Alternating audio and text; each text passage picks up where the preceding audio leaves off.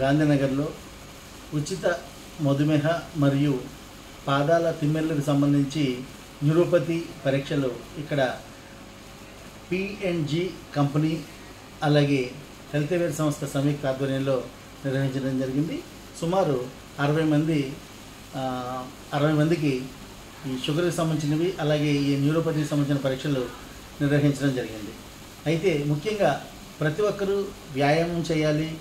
ప్రతి 3-4 నెలలకి ఒకసారి షుగర్ పరీక్ష చేయించుకోవడం చాలా ఉత్తమం.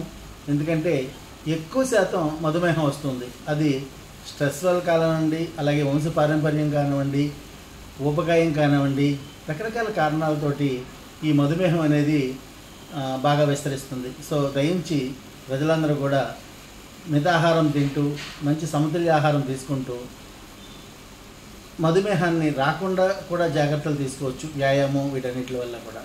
సో కొంతవరకు దానికది వస్తే మనం ఎవరు ఏం చేయలేము. సో ప్రతి ఒక్కరు కూడా జాగ్రత్తలు వహించి ఈ విధంగా మంచి సూచనలు పాటించి మధుమేహంకి అదుపులో ఉంచుకోవడానికి, అలాగే మధుమేహం గురించి అవగాహన కూడా కలిగి ఉంటే చాలా మంచిది. అలాగే ఈరోజు కాలేయంకి సంబంధించి కాలేయం డే అంటే లివర్ డే. మనందరికీ కాలేయం అంటే తెలుగులో మళ్ళీ కాలేయం అంటే ఏంటో అనుకుంటాం. లివర్ బాగా అలవాటు అయిపోయింది మనకి. ఇంగ్లీష్ భాషలో లివర్ అని అలవాటు అయిపోయింది. కాబట్టి లివర్కి సంబంధించిన వ్యాధులు కూడా ఎక్కువగా ప్రబలుతున్నాయి.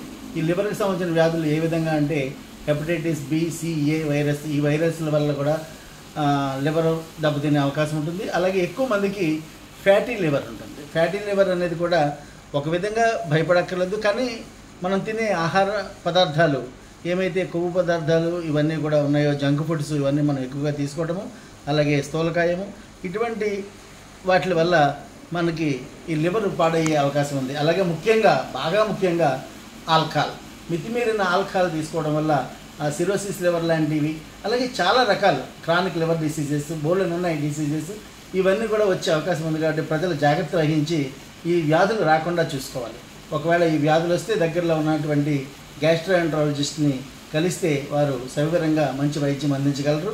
అంచేత ప్రతి ఒక్కరూ వ్యాధుల గురించి అవగాహన కలిగి ఉండండి. అలా అని ఆ వ్యాధుల్ని మీకే అన్ని తెలిసినట్టు డాక్టర్లను ప్రశ్నించి ఇబ్బందులు పెట్టి ఇలా కాకుండా ఆ వ్యాధుల గురించి మాత్రమే తెలుసుకోండి. ట్రీట్మెంట్ పార్ట్ అంతా కూడా డాక్టర్స్ చూసుకుంటారు. అంచేత ప్రతి ఒక్కరూ ఈ వ్యాధులపై అవగాహన కలిగి ఉండండి. మంచిగా ఆరోగ్యంగా జీవించడానికి ప్రయత్నించండి. Thank you.